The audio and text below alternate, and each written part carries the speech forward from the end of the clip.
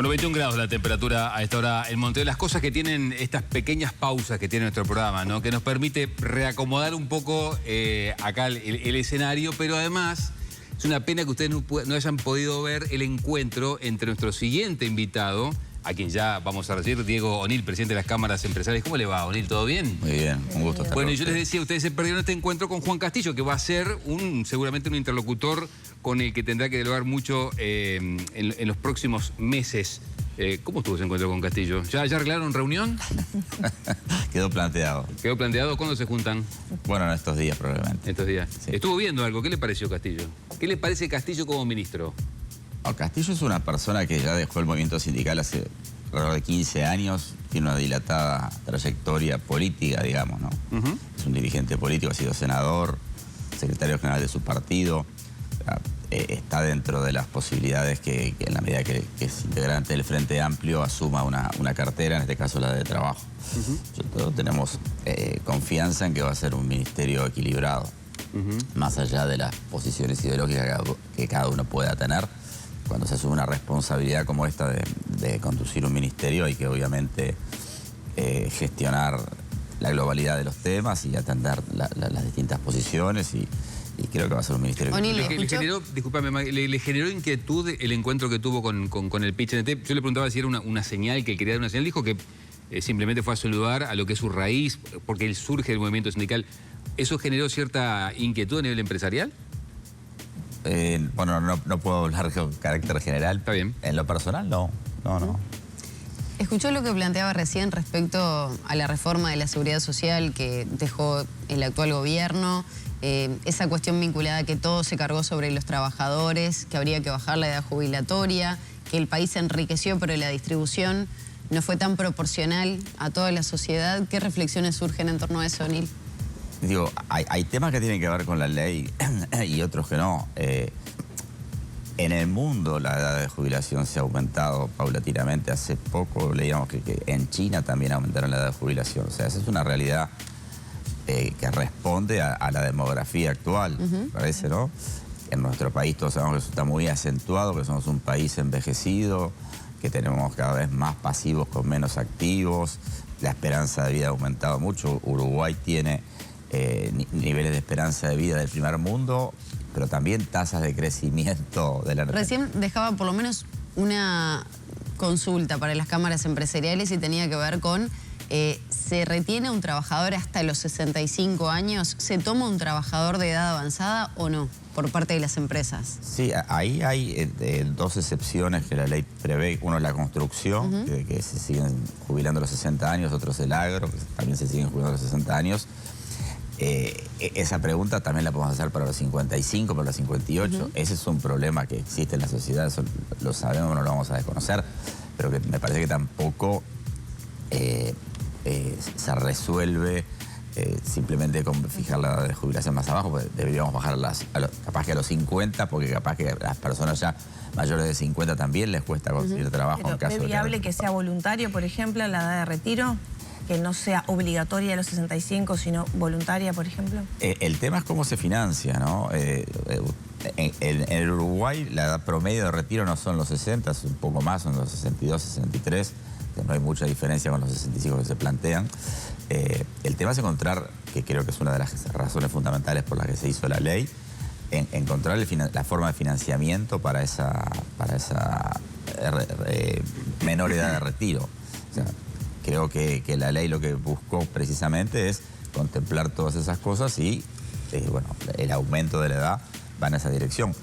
Pero si hay un diálogo sobre estos temas, naturalmente que participaremos y escucharemos también las posibilidades. O'Neill, le preguntábamos sobre el Ministerio de Trabajo, porque recién, bueno, se retiraba y conversaba con nosotros el futuro ministro, pero a nivel general y sobre todo pensando en la economía, ¿qué expectativas tiene las cámaras empresariales para, bueno, la próxima dirigencia de la economía? Habida cuenta que el ministro designado, O'Donnell, mencionó la necesidad no de aumentar impuestos, pero sí quizá de rever exoneraciones impositivas que hay en algunos rubros que atañen a diferentes sectores empresariales. ¿Cómo ven eso?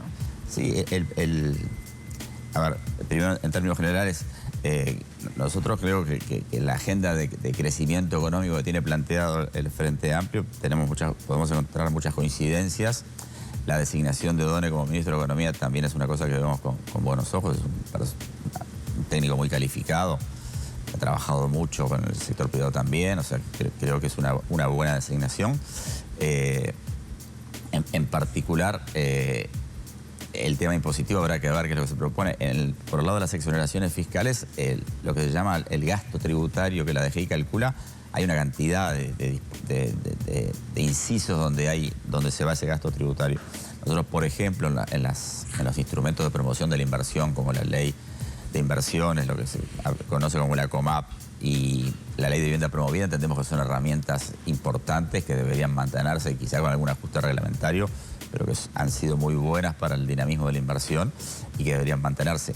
Hay otros lugares donde quizás se pueda recortar, no conozco tampoco con mucho detalle, es un tema bastante técnico, pero habrá que ver qué es lo que se plantea. ¿Existe algún tipo de temor por el próximo periodo de gobierno? Y se lo consulto tal vez por estas diferencias que han surgido entre el economista O'Donnell, Castillo. Bueno, hoy se explicó algo acá, pero ¿hay algún tipo de dudas sobre lo que puede ocurrir respecto al sector empresarial?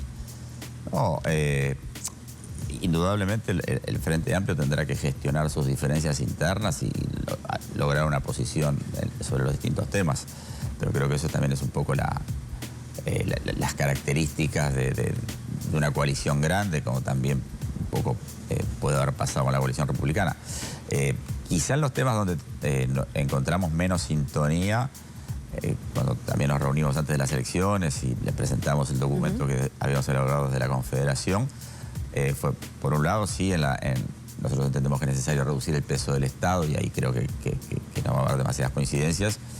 Y un poco nos ha llamado la atención el posicionamiento con algunos temas de comercio exterior, inserción internacional, de un poco descalificar los acuerdos de libre comercio y alinearse más, me parece, así, Mercosur y Brasil.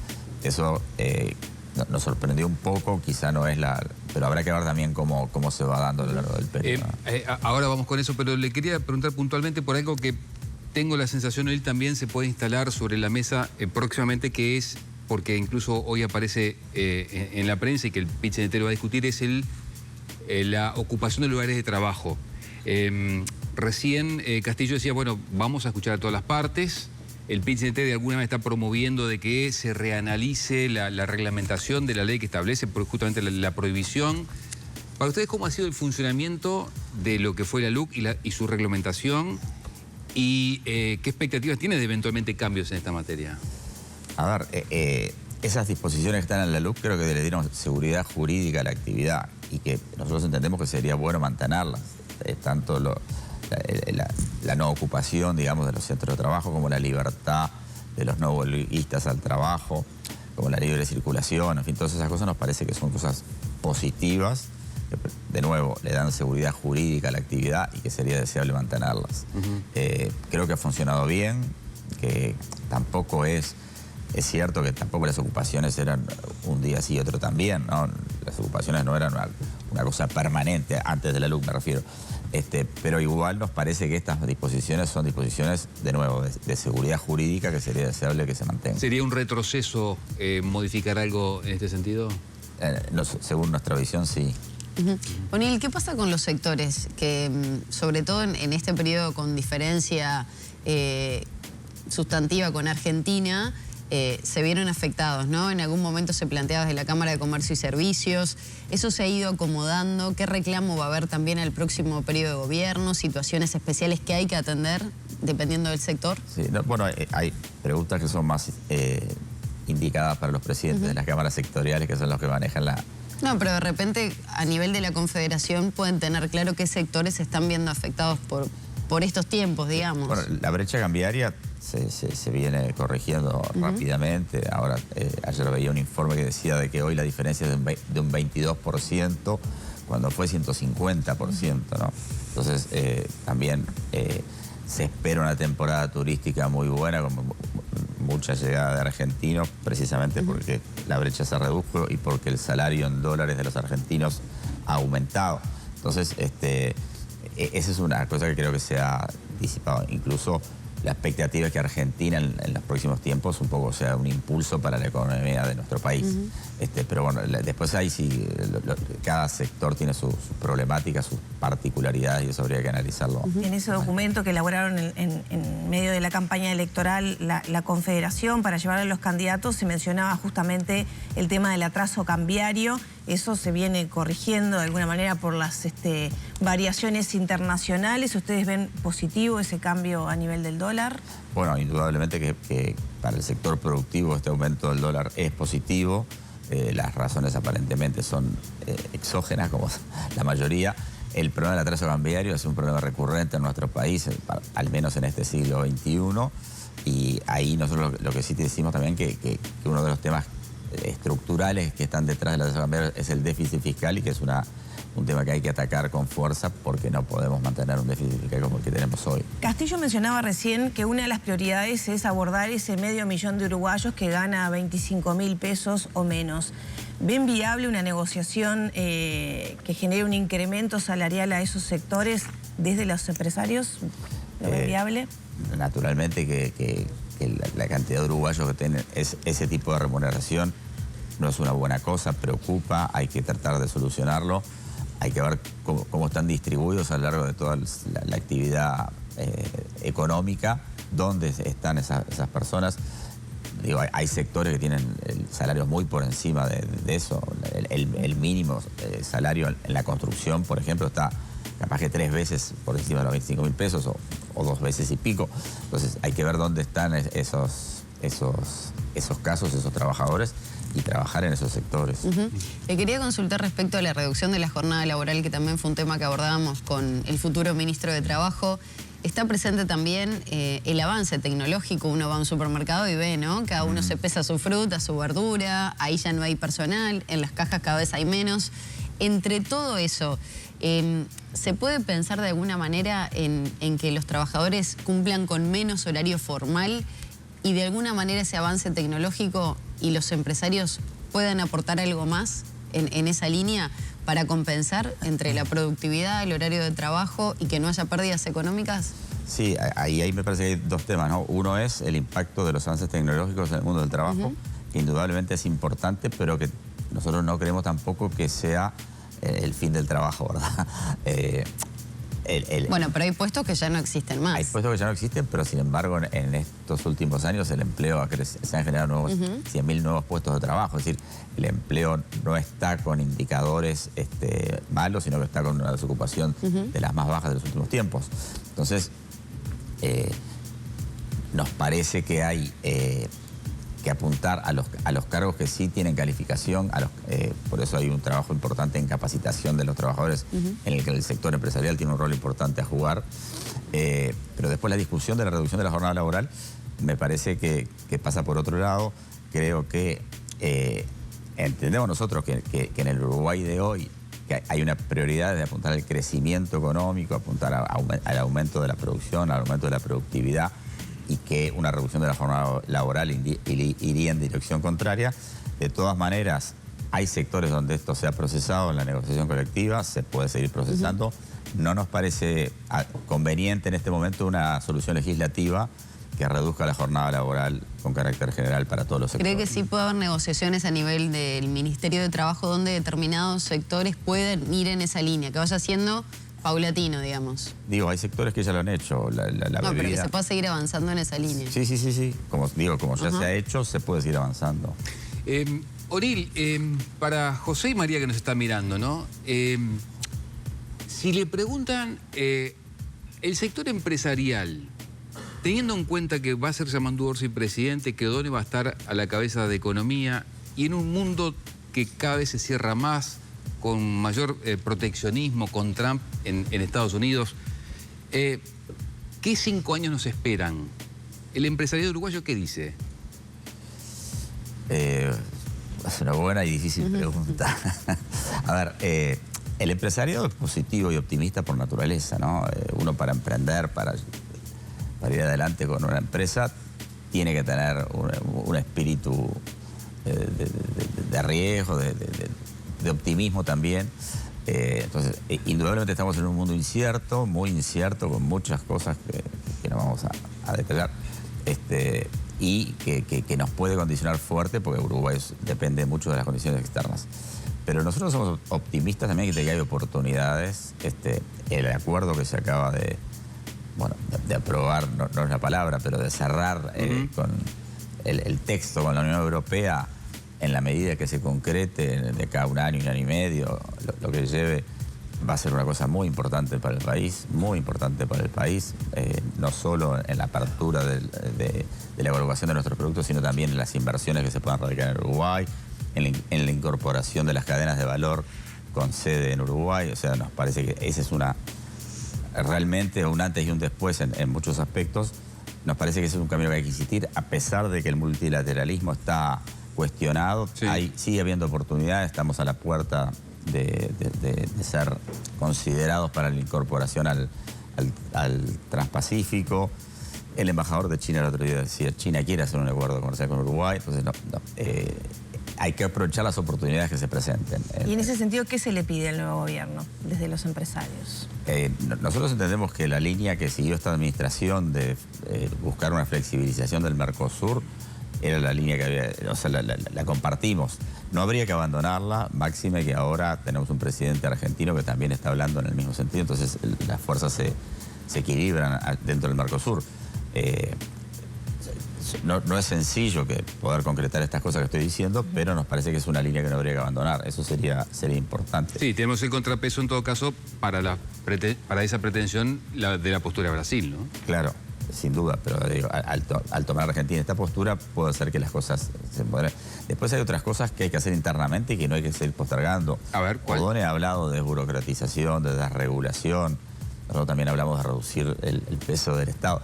Pero nos parece que son cosas que hay que hacer sí o sí. Y en este pedido que tiene muchos años, ¿este gobierno cumplió las expectativas en materia de justamente desburocratizar, bajar el costo del Estado, etcétera? Cumplió las expectativas en algunas cosas sí, en otras quizá no tanto. También no se puede dejar de tener en cuenta que hubo una pandemia que nos pegó un año y medio, 2 años, no sé, un tiempo importante y otras situaciones extremas como la sequía y demás. Pero digamos, no, si uno mira, por ejemplo, el número de funcionarios públicos, prácticamente es el mismo número que había en 2019. Eso es un número que nosotros miramos.